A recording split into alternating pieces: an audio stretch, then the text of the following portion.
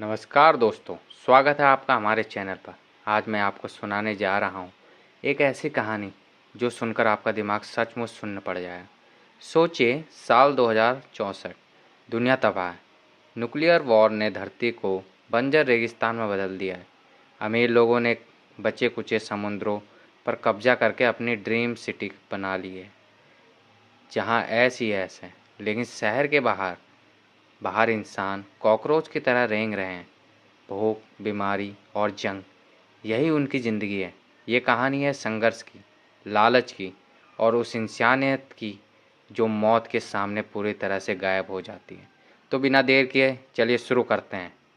कहानी की शुरुआत एक आदमी से होती है जो मुट्ठी भर पीली रेत उठाकर अपने मुंह में भर लेता है। उसने 7 दिनों से कुछ नहीं खाया था। उसका नाम केस है और वो उन लाखों लोगों में से एक है जो ड्रीम सिटी की ऊंची दीवारों के बाहर मौत से जूझ रहा है। यहाँ हर दिन भूख और लड़ाई में गुजरता है।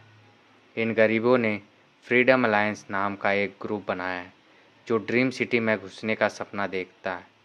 एक दिन केस के हाथ बड़ी कामयाबी लगती है।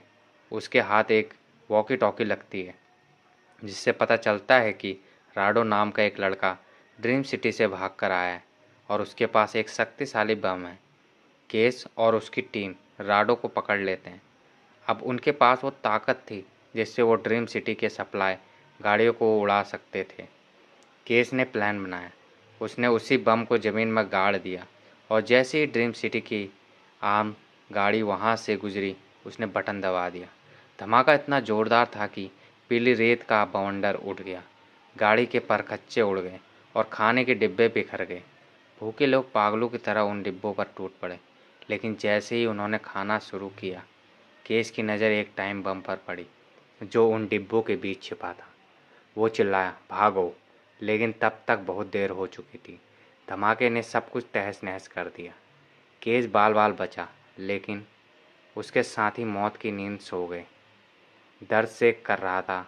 केस चर्च लौटता है जहाँ उसने राडो को कैद कर रखा था। वो राडो से ड्रीम सिटी में घुसने का रास्ता पूछता है, लेकिन तभी ड्रीम सिटी के गार्ड्स वहाँ धावा बोल देते हैं।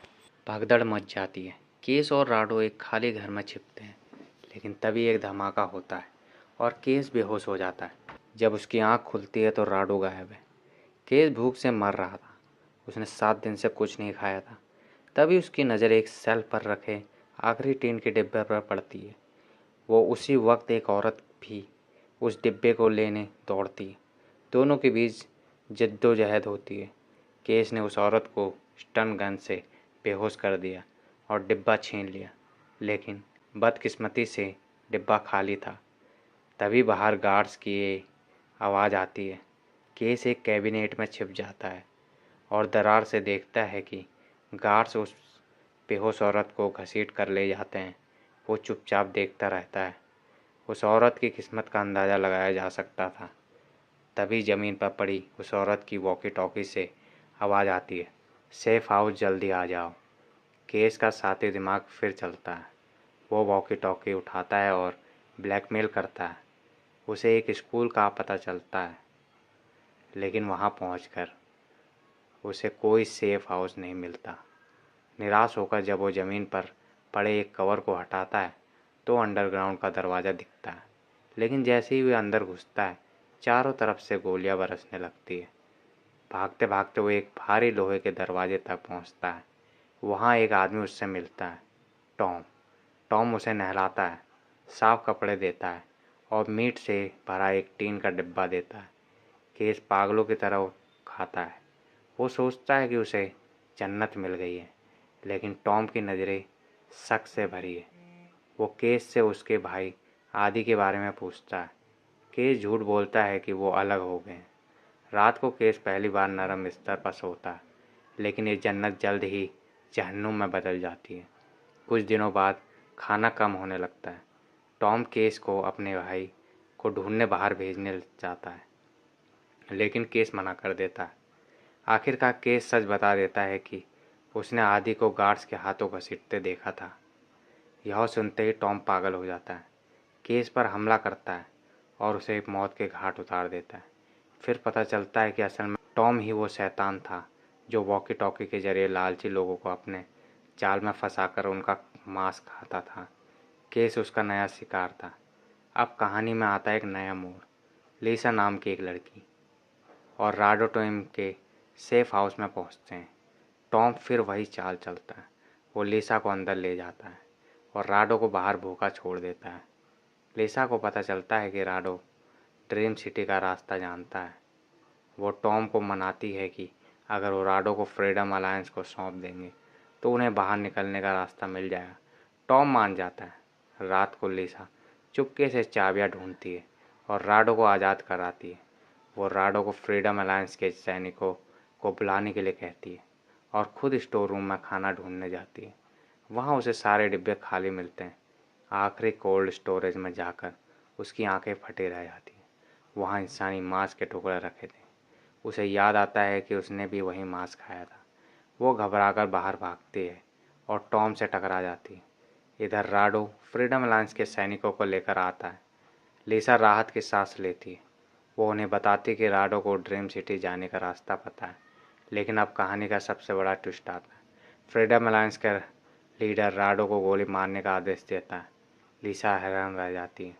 लीडर मुस्कुराकर कहता है, अगर सबका ड्रीम सिटी जाने का सपना सच हो गया तो फिर हमारी फ्रीडम अलायंस में कौन शामिल होगा? हम सिर्फ इन लोगों को बरगलाकर अपनी ताकत बनाए रखना चाहते हैं। लिसा का इंसानियत से भरोसा उठ जाता है। गुस्से में वो लीडर को स्टन गन मारकर बेहोश कर देती है और फिर उसकी पिटाई करती है। वो बाहर निकलती है तो देखती है कि टॉम ने बाकी सैनिकों को मार डाला है, लेकिन वो खुद भी गंभीर रूप से घायल है। मरने से पहले टॉम लिसा से कहता है कि वो इस सेफ हाउस की देखभाल करे। उसने न तो ड्रीम सिटी पर भरोसा था और न ही फ्रीडम लाइन्स पर। टॉम मर जाता है, लेकिन लिसा के पास अब उसकी डायरी है जिसमें ड्रीम सिटी जाने का सीक्रेट रास्ता लिखा है। वो उन ऊंची दीवारों तक पहुंच जाती है जिनका उसने हमेशा सपना देखा था। लेकिन क्या ये दीवारें उसके लिए स्वर्ग का दरवाज़ा खोलेगी या फिर एक नए नर्क का? ये सवाल फिल्म हम पर छोड़ देती है। तो दोस्तों, ये थी 2064 की उस दुनिया की कहानी जहाँ ज़ॉम्बी से ज़्यादा खतरनाक इंसान खुद थे। ये कहानी सिर्फ सर्वाइवल की नहीं बल्कि उस लालच और धोखे की भी है जो इंसानियत की आखिरी सीमा को भी पार कर जाता है। अगर आपको ये डार्क और ब्रूटल कहानी पसंद आई हो तो वीडियो को लाइक करें और हमारे चैनल को सब्सक्राइब करना मत भूलें ताकि आपको ऐसी ही और माइंड बेंडिंग कहानियाँ सुनने को मिलते रहें। अगर आप भी ऐसी कोई सर्वाइवल स्टोरी चाहते हैं तो कमेंट में सर्वाइवल लिख कर बताइए। देखने के लिए धन्यवाद। मिलते हैं अगली कहानी में। तब तक के लिए धन्यवाद।